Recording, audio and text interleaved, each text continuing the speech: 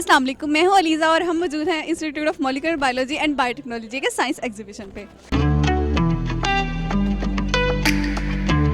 जहाँ पे different students ने डिफरेंट यूनिक और इनोवेटिव आइडियाज़ पेश किए।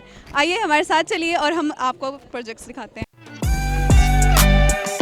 आप अपने प्रोजेक्ट के बारे में बताएं कि इसमें आपने क्या एक्सप्लेन किया मेन चीज़। ये दरअसल हमारा जो प्रोजेक्ट था इसमें ये एक्सप्लेन किया गया है कि हम स्मोक को कैसे कंट्रोल कर सकते हैं। जो हम इस प्रोजेक्ट में हमने इनोवेशंस लाई हैं वो हमने फर्स्ट ऑफ ऑल जो मेजर काजेज़ हैं हमारी वो ये है कि इंडस्ट्रीज़ हैं या व्हीकल्स हैं। तो इंडस्ट्रीज़ में ना हमने बायोरिएक्टर्स लगाए हैं। बायोरिएक्टर्स बेसिकली इसमें हमने माइक्रो ऑर्गेनिज्म यूज़ किए हैं, जैसा कि सीडोमोनास पोटैटा हो गया। आप ये बताएं कि आपके इस प्रोजेक्ट का मेन आइडिया क्या है, क्या इनोवेशंस आप लेके आए हैं इस प्रोजेक्ट में।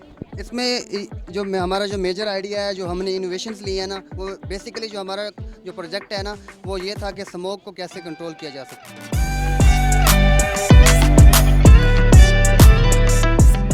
आपके इस प्रोजेक्ट में मतलब कौन सी नई चीज़ है जो मतलब सबसे डिफरेंट हो। जी, हमारे पास बायोगैस प्लांट है जो कि बाहर गोबर वगैरह पड़े रहते हैं ना, हम लोग उसे यूज़ करते हैं बर्न के लिए। लेकिन अगर हम लोग उसे बायो गैस प्लांट में यूज़ कर लेना तो हमारे पास एक नया चीज़ दरियाफ्त होता है, प्रोडक्ट मिल जाता है जिसे हम कहते हैं मीथेन गैस, जिसे हम लोग उसी तरह जैसे कि गोबर से हम लोग आग जलाते हैं उसी तरह हम लोग गैस से भी आग जला सकते हैं, जो हमारे पास जो दूसरे पोल्यूशन। आप ये बताएं कि आपके इस प्रोजेक्ट का सोसाइटी पे क्या असर हो रहा है। सोसाइटी पे तो असर मतलब स्मोक कम कर रहे हैं ना हम। पहला जो है मैंने एक बनाया ये सस्टेनेबल फैशन के नाम से, इसमें कि मैंने स्मोक पैदा ही नहीं होनी।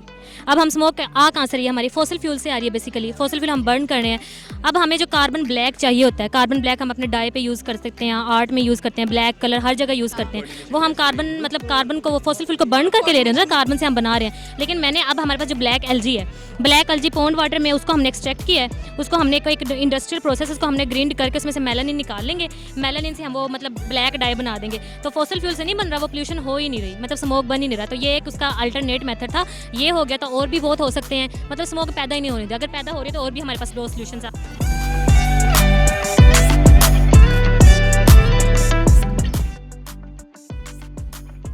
आपको इस प्रोजेक्ट को करते हुए क्या क्या चैलेंजेस फेस करने पड़े।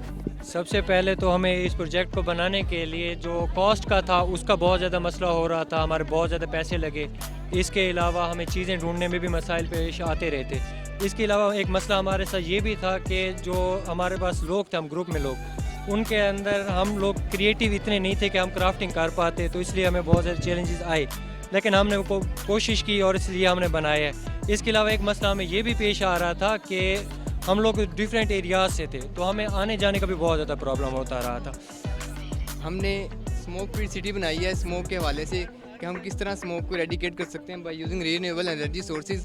हम फॉसिल फ्यूल ज़ीरो इस्तेमाल करेंगे और हमारे बायोरिएक्टर्स लगे होंगे और इलेक्ट्रिक ट्रेन और इलेक्ट्रिक गाड़ी होंगी, जिससे हमारा स्मोक कम से कम प्रोड्यूस होगा और हमारा हेल्दी इन्वायरमेंट होगा। आप ये बताएं कि आपके हवाले से एयर क्वालिटी को कितना और बेहतर होना चाहिए। अगर आपके ये जो प्रोजेक्ट है इसकी मतलब ये एयर क्वालिटी को कितना ज़्यादा मतलब बेहतर कर सकता है, और अगर हम इसको बड़े लेवल पे लगाएं तो एक हेल्दी सोसाइटी के लिए क्या रोल प्ले करेगा। देखिए, हमारा जो प्रोजेक्ट है उसका नाम ही हमने ये लिखा है कि एयर इंक प्योरीफायर, यानी कि हमारी जो आप देख सकते हैं कि मुल्तान, लाहौर, फैसलाबाद जो बड़ी बड़ी सिटीज़ है ना, इनमें पोल्यूशन लेवल इतना हद तक इंक्रीज़ हो गया कि गवर्नमेंट को ना चाहे हो भी लॉकडाउन करना पड़ता है। अब हमारा जो सिस्टम है वो इधर हमने आप देख सकते हैं जैसे कि रोड शो करवाया है और बीच में ही हमने सिस्टम को लिया है। जैसे कि आप मेट्रो की एग्जांपल ले लें, मेट्रो भी जो है ऊपर से 2 पुल है और नीचे से बिल्कुल घास वगैरह उन्होंने फुटपाथ वगैरह बनाया हुआ है। अगर हम सिर्फ उतने ही एरिया पर ये लगा देना तो तकरीबन अगर हम ओवरऑल अगर मुल्तान की बात करें तो टोटल मुल्तान में अगर हम 4 प्रोजेक्ट भी इस तरह के लगाते हैं जिनकी कॉस्ट, आपने पूछा कॉस्ट कितनी होगी, तो तकरीबन इनकी कॉस्ट है 5 बिलियन तक आ जाएगी। पूरे मुल्तान की बात करूँ मैं, तो उसमें आप ये देखें कि हमारा ये अच्छा खासा एरिया कवर हो जाएगा। और जो मुल्तान का जो एक लेवल है लाइक 1200-1300 AQ है, वो तकरीबन बिल्कुल फिनिश तो नहीं लेकिन डिग्रीज होकर 300-400 तक इतना तो वो आ ही जाएगा। अब हम एक और प्रोजेक्ट की तरफ चलते हैं और उनसे पूछते हैं कि उनके आइडियाज़ क्या हैं। मेरा नाम मोहम्मद ज़ुबैर है, 7th सेमेस्टर बायोटेक्नोलॉजी का स्टूडेंट हूँ, IMBB का।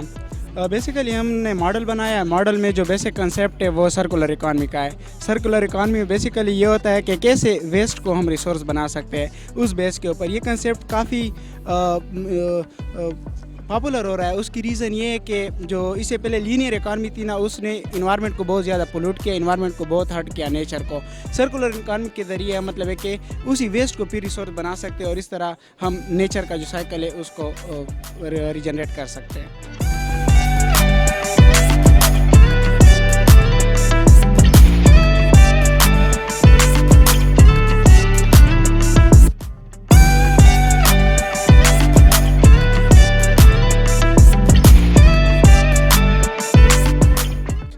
प्रोजेक्ट में जो है कॉजेस दिखाए हैं, जो कि आप लोगों को पता है, फैक्ट्रीज वगैरह हैं, कूड़ा क्रिकेट में आग लगाना, ये सारी चीज़ें पता है।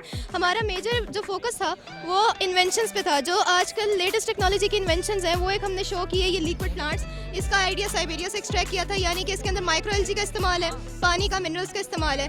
ये वो काम जो 200 ट्रीज़ मतलब 200 दरख्त जो है वो करेंगे, वो काम करते हैं, वो एक काम ये अकेला डिवाइस कर लेता है। आपने यहाँ पे जेनेटिकली इंजीनियर्ड माइक्रोब्स यूज़ किए हैं, तो आप ये बताएं कि स्मोक फ्री इन्वायरमेंट कैसे हमारा क्रिएट कर सकते हैं? GMOs जो है, हमने जो बैक्टीरिया डिज़ाइन किया है उसका बेसिक पर्पस ये है क्योंकि हम स्टूडेंट्स हैं मॉलिक्यूलर बायोलॉजी और बायोटेक्नोलॉजी के, ठीक है। तो हमारा काम ये है कि हम ऐसे स्पेसिफिक बैक्टीरियल स्ट्रेन्स इंट्रोड्यूस कराएं जो कि उन एंजाइम्स की प्रोडक्शन करें जो कि जैसे एनवायरनमेंट में मौजूद है, नाइट्रोजन ऑक्साइड हो गया, सल्फरस ऑक्साइड हो गया, तो इसकी ब्रेक डाउन या डिग्रेडिंग कैपेबिलिटी जिस एंजाइम की या जिस माइक्रोब की एफिशिएंट होगी, तो हम उसकी ग्रोथ ज़्यादा से ज़्यादा करा के और फिर इसको फिल्टर आउट करके, और हम जो इंडस्ट्रियल की जो चिमनीज़ होती हैं वहाँ पर अगर हमको फिक्स कर लें तो ये act as a bio filters के तौर पे एक्ट करती हैं।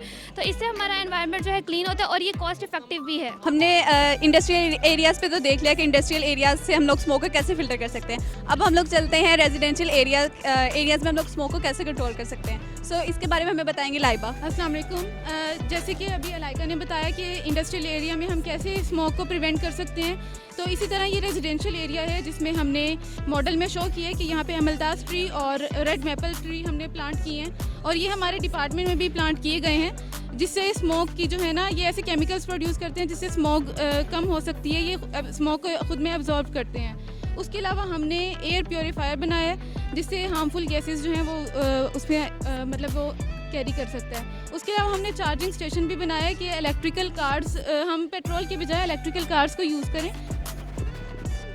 आप ये बताएं कि हम ट्रैफिक पे कंट्रोल करके कैसे स्मोक पे कंट्रोल कर सकते हैं? ट्रैफिक पे कंट्रोल करके हम स्मोक को इस तरह से कम कर सकते हैं। देखें, हम लोग ना ट्रैफिक का जो स्मोक, गाड़ियों का जो धुआं निकलता है ना, बेसिकली वो मेन कॉज है स्मोक का। देखो, गाड़ियों के धुएं में कार्बन मोनोऑक्साइड होती है, सल्फर डाइऑक्साइड होती है, नाइट्रोजन डाइऑक्साइड होती है, जिसकी वजह से जो है ना स्मोक मेन कॉज है। तो हम लोगों ने अपने प्रोजेक्ट में ये दिखाया है कि हम लोग ना इलेक्ट्रिक कार्स को यूज़ कर रहे हैं, इलेक्ट्रिक व्हीकल्स को यूज़ कर रहे हैं, जिसकी वजह से जब देखो वो धुआं बनेगा ही नहीं, तो फिर स्मोक कैसे बनेगी। इस तरह हम स्मोक को रिड्यूस करने में अपना इसका रोल प्ले करेंगे।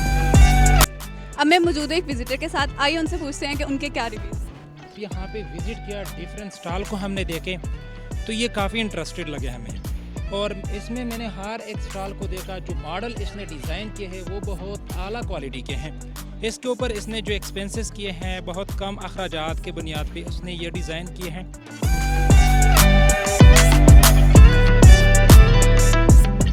जी, तो हम मौजूद थे institute of molecular biology and biotechnology में, जहाँ डिफरेंट स्टूडेंट्स ने बहुत सारे अच्छे आइडियाज़ और मज़ेदार आइडियाज़ थे, जिनको देख के बहुत मज़ा आया।